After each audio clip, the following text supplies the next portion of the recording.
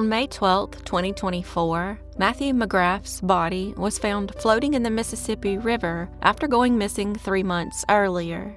He was last seen on January 18th, leaving his apartment on foot in Carleton Place, Ontario. The temperature that day had peaked around -4 degrees Celsius, or 25 degrees Fahrenheit, and dropped that night to -22 degrees Celsius, or -7 degrees Fahrenheit. A neighbor across the street saw him leave and said he headed in the direction of downtown Carleton Place. After that, he was never seen alive again. As the mystery of what happened to Mathew unfolded, his family would discover lies, strange activity by his girlfriend and her mother, and a suspicious trip to the Dominican Republic that would change Mathew's life forever. Mathew McGrath was born on April 26, 1971, and was known by friends and family as Matty. He was described as a fun guy to be around and was said to enjoy reading and having long conversations about global issues and politics. He was also an avid fan of the Montreal Canadiens, loved music and festivals like Ottawa Blues Fest, and spent time outdoors fishing and golfing. There was nothing about him that suggested he was about to become the center of a missing persons investigation. In the months leading up to his disappearance, Mathew began pulling money out of his bank account. The first withdrawal was on September 22, 2023, in the amount of $2,000. He would do that 2 more times, on October 5th and October 19th, each time pulling out the same amount. He had a solo trip planned to Punta Cana, Dominican Republic, and was scheduled to leave on November 17th. A day earlier, he made one more withdrawal, this time in the amount of $857.22.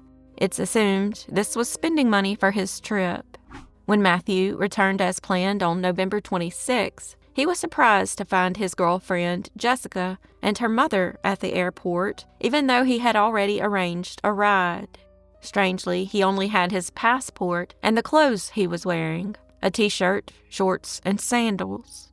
He'd left behind his clothes, books, and provincial health card, which suggested some that he had left the Princess All Suites Resort in Punta Cana in a hurry. The same day he returned, there was a noticeable increase in phone activity between him and a man named Mark, who would later turn out to be Mathew's boss at the waterfront gastropub where Mathew worked.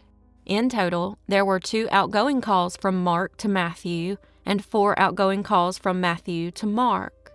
He also received a text message from his landlord, Paxton, asking about Peruvian gold and saying that he was looking forward to trying it. Peruvian gold is often slang for high-grade cocaine.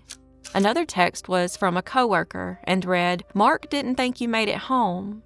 Why was Mathew's boss, Mark, so concerned about Mathew's travel plans? Friends and family noted that after he returned, he just wasn't quite himself. On November 30th, 4 days after returning, he visited the ER at the Carleton Place Hospital because of a severe back injury that he claimed occurred while on the trip. 9 days later, on December 9th, he returned to the ER, this time receiving a doctor's note allowing him to take leave from his job at the waterfront gastropub. The note was good until December 26, so he visited the hospital again 2 days before that and received another note that was good until January 7th. That was the last time he ever went to the hospital. Jessica would later use his injury to try to explain why she was found at his apartment after he disappeared. She claimed he needed help around the apartment because of his back and had been staying there until around the time he vanished. However, text messages would show that she was actually at home and not with him, leading up to his disappearance. Also, during the month of December, Mark had 11 calls and texts to Mathew's phone, whereas Mathew had only called and texted Mark 3 times. Mark also laid Matt off that month and then advertised his job on January 6th. 2 weeks before he disappeared, he withdrew more money. This time, it was 3 withdrawals in the amount of $4,500. The first 2 were for $500 and $1,000 on January 3rd, and one more on January 4th for $3,000, which would empty his bank account. On January 7th, the doctor's note expired, and Mathew never returned to the hospital. 2 days later, he received the last text message from Jessica, which is strange considering he didn't disappear until 9 days later. On January 17th, sometime between 2:30 and 3:30 p.m., an ex-coworker of his named Haley claims she saw Mathew walking along Highway 7 in Carleton Place in the direction of Innisfil. She says she stopped and offered him a ride, but he promptly refused. Jessica's mother, Angela, claimed to have also seen Mathew around that same time in the same area. Jessica would later claim she entered Mathew's apartment between 10:30 and 11 p.m. that day, turned on the lights, woke him up, exchanged a few words, and then left. However, her mother, Angela, would say something completely different. She told coworkers that she and Jessica had been at Mathew's apartment partying that night. On the day Mathew disappeared, Mark claimed to have gone over to Mathew's apartment and knocked on the door with no answer. That same day, between 3 and 4 p.m., Mathew's neighbor said she saw him walk away from the apartment, never to return. It didn't appear he planned to be gone long, since he left his cell phone and wallet behind, which contained his ID. When his remains were discovered, he had $4,000 in cash on him. It's believed that's all he took with him on the day he disappeared. The whereabouts of the other $500 remains unknown. On January 20th, Jessica went by Mathew's apartment and left a note inside about his dog, Mo, before leaving. She returned later and then reported him missing at approximately 5:30 p.m. 5 hours later, at 10:30 p.m., Jessica notified Mathew's friend, who in turn notified their friends Tim and Ron. Tim and Ron, along with Tim's wife Ashley, decided to go to Mathew's apartment, and when they arrived, they found Jessica already there. While there, she told them, and I quote, "I guess that this makes me Matt's next of kin," and repeated it multiple times. If this statement is true, does this mean Jessica already suspected Mathew was dead? She also kept pointing to his wet passport on a side table and saying, and I quote, "Look, his passport is wet." It remains unclear why it was wet.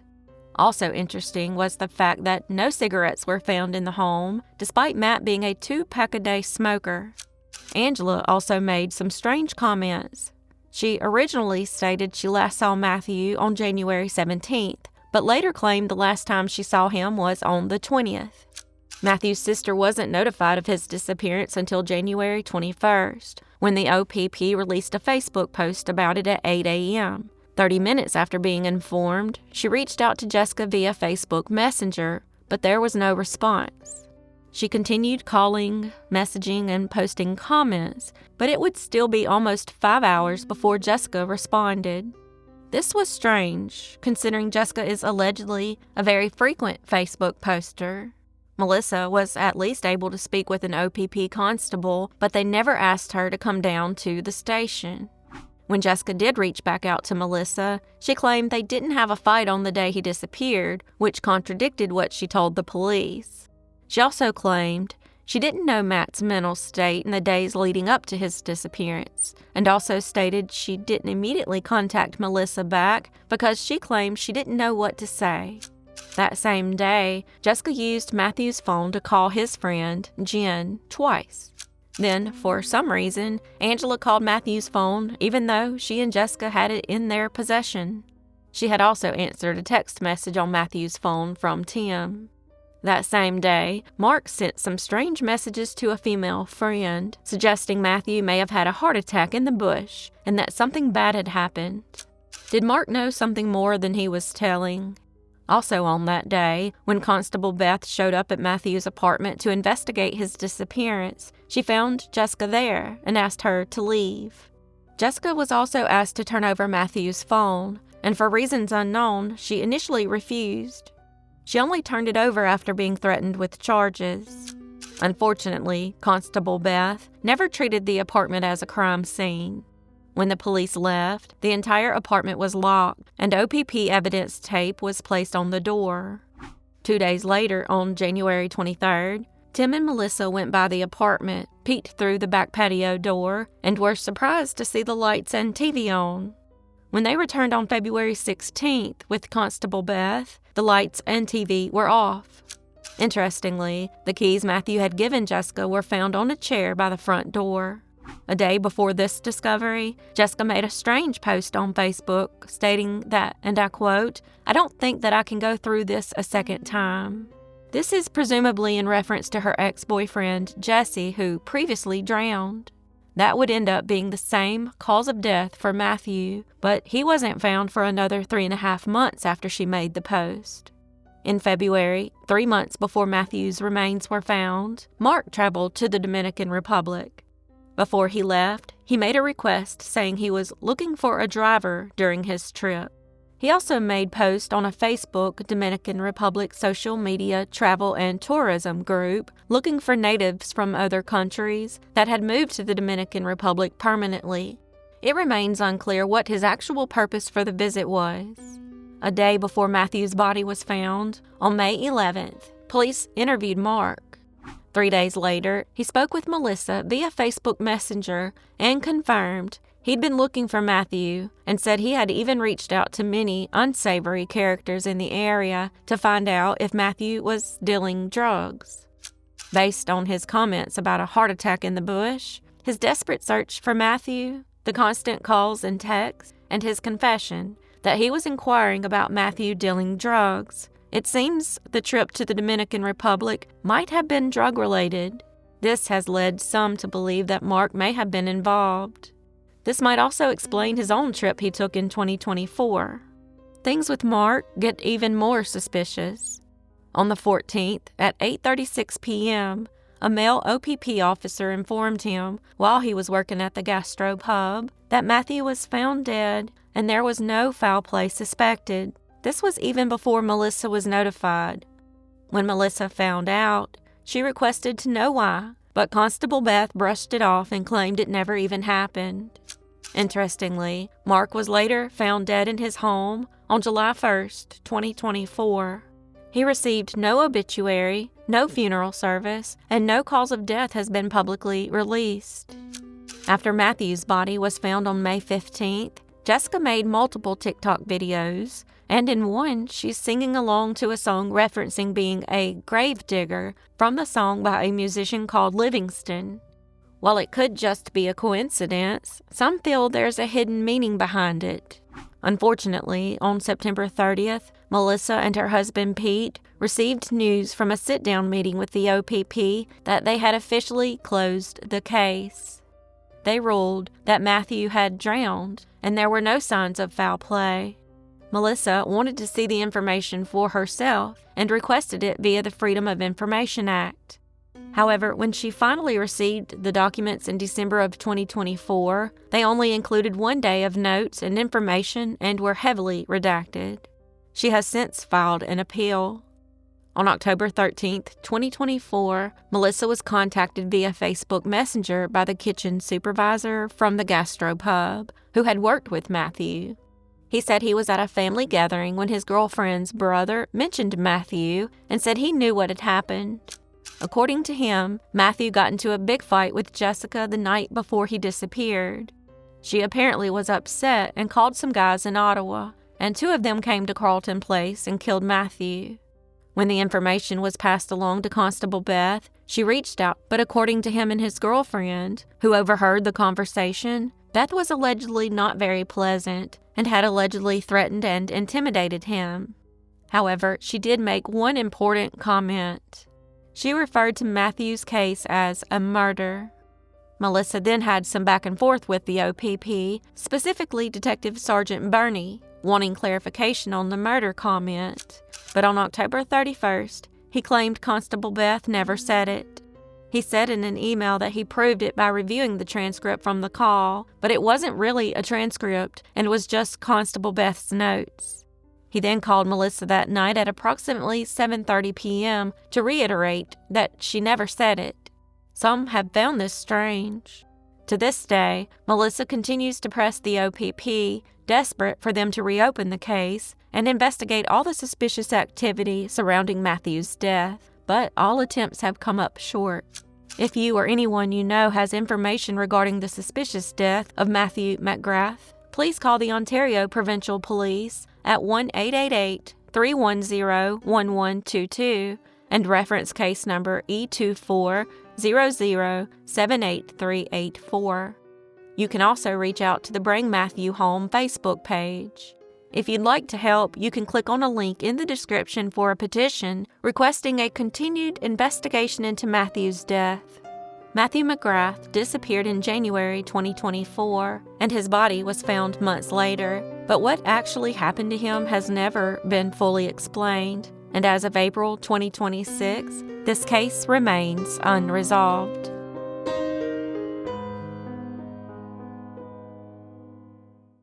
After a night out on July 3, 2014, Meghan Hester and her group of friends arrived at the apartment of one of the male friends in the group, who also worked with Meghan. He lived at the Gallery Towers in Toronto, Ontario, and at some point, things inside the apartment became volatile, and neighbors began reporting a loud disturbance and screaming. At 2:30 a.m., the final call to police was placed when neighbors heard a loud bang and discovered Meghan's body on the ground outside the building. She had just fallen 11 stories and was somehow still alive. She was rushed to St. Michael's Hospital and, despite their efforts, succumbed to her injury shortly after arriving. The police were then left to determine whether she had fallen or had been pushed. Meghan Elizabeth Hester was born on November 29, 1993, in Brampton, Ontario, and grew up in Midland. Meghan was described as a free-spirited individual who had a zest for life. In school, she was deeply involved in the arts, specifically drama and the French language. She loved The Lion King and knew every word and song. She even lived by the motto, Hakuna Matata. Then, on her 18th birthday, she finally got the tattoo she had always begged her mom for. In bold letters across her shoulder, it read, "Refuse to be forgotten." Little did anyone know how much those words would matter just 2 years later. In March of 2014, 20-year-old Meghan moved to Toronto to be part of the city's artistic and creative scene. She spent her first few months in the city living with her cousin, but in the weeks before her death, she had transitioned to couch surfing. At the end of May, she returned to Midland to attend her brother's high school graduation. Sadly, her family had no idea this would be the last time they would ever see Meghan alive. On the night of her death, on July 3rd, security footage from the building showed her and her friends arriving sometime before midnight. Then, between 12 and 2:30 a.m., multiple calls were placed to the Toronto Police Service, reporting noises and shouting coming from the male coworker's apartment where Meghan was visiting. After police arrived and found her dead, they went to her coworker's apartment and knocked on the door. When the apartment owner answered the door, he claimed that all guests, including himself, were asleep inside and only awakened by their knocking. However, police found this highly unlikely, given that the disturbance was so loud it woke neighbors. Investigators initially assumed she had taken her own life, before changing it to a potential accident. However, after learning about the first 2 calls regarding a disturbance, the coworker claiming he was asleep, Meghan's family providing extensive proof that she was in a very positive state of mind, such as having just celebrated her brother's graduation, and early witness accounts, they reclassified her death as suspicious. There was one more thing that investigators couldn't get past. On the day of Meghan's funeral, a woman described as distraught handed Meghan's cell phone over to her mother. The woman then quickly left, but not before refusing to give her name or contact information. When Meghan's mother checked the phone, she found the SIM card was strangely missing. Even more concerning were all her deleted photos, text, and social media data from the final 48 hours of her life. It appears that someone went to great lengths to ensure Meghan's final conversation would never be read. To this day, what the conflict was about remains unknown, at least to the public. If you or anyone you know has information regarding the death of Meghan Hester, please call Toronto Crime Stoppers at 416-222-TIPS or 8477 or 1-800-222-TIPS. You can also contact the Toronto Police non-emergency line at 416-808-2222. Meghan Hester suspiciously died on July 4th, 2014, and as of April 2026, this case remains unsolved.